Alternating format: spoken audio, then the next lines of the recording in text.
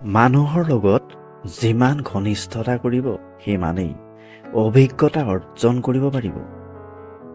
লাগিলে সেইটো ভালেই হওক বা বেয়াই হওক। মুখ আৰু মুখা ইয়াৰ পাৰ্থক্য বুজিলেই মানুহ অকলশৰীয়া হৈ যায়। জীৱনৰ প্ৰতিটো ক্ষেত্ৰতে মায়া ত্যাগ কৰিবলগীয়া হয়, আৱেগক বিসৰ্জন দিব লগা হয়, তেতিয়াহে ভালে থকা যায়। এই পৃথিৱীত ভালে থকাৰ চিক্ৰেট কি জানেনে? কাৰোৰ পৰা একোকে আশা নকৰা। বুকুৰ ভিতৰখন সকলোৰে বাবে নিবিষায়, যাৰ বাবে বিষায় তেওঁ কেতিয়াও আপোনাৰ মৰম বুজি নাপায়। ভালে থাকিবলৈ ইগনৰ কৰিবলৈ শিকিব লাগে, তৰ্ক নকৰি মনে মনে থাকিবলৈ শিকিব লাগে, কাৰণ সকলোকে আনন্দত ৰখাৰ দায়িত্ব লৈ তুমি এই পৃথিৱীত অহা নাই।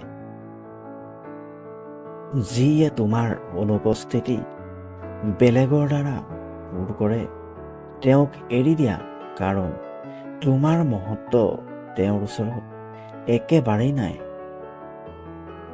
গছক যত্ন নললে যেনেকৈ মৰি যায়, ঠিক একেদৰেই সম্পৰ্কবোৰৰ যত্ন নললে সম্পৰ্কবোৰ ভাঙি যায়।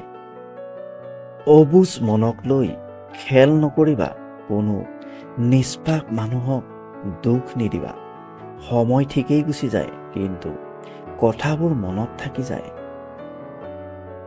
সৰল মানুহক যদি দেখা যে তেওঁ চালাক হৈছে, তেতিয়া জানিবা যে জীৱনে তেওঁক বহুত ঠগাইছে।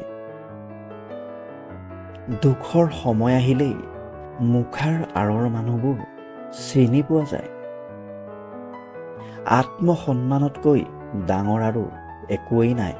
কোনোবাই তোমাক এবাৰ হ'লেও অপমান কৰিলে তেওঁক মনত ৰাখি থবা আৰু তেওঁৰ পৰা দূৰৈত থাকিবা, কাৰণ প্ৰশ্ৰয় পালে সেই একেই কাম তেওঁ দুনাই কৰিব।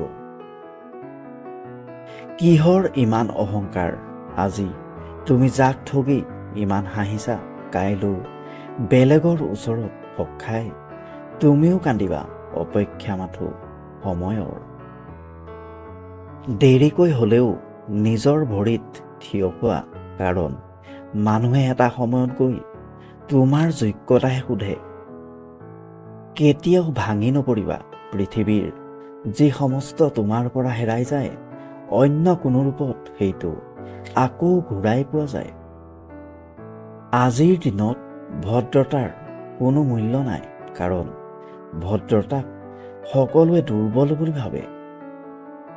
সম্পৰ্কৰ নাম যিয়ে নহওক কিয়, বেয়া সময়ত যি তোমাৰ লগত থাকে তেওঁকেই সকলোতকৈ আপোনজন বুলি মনা যায়। গোটেই পৃথিৱীত পোহৰৰ বাবে যেনেকৈ এটা সূৰ্যৰ জৰুৰী, ঠিক তেনেদৰেই গোটেই জীৱনটোক পোহৰেৰে সজাবলৈ এজন ভাল মানুহেই যথেষ্ট।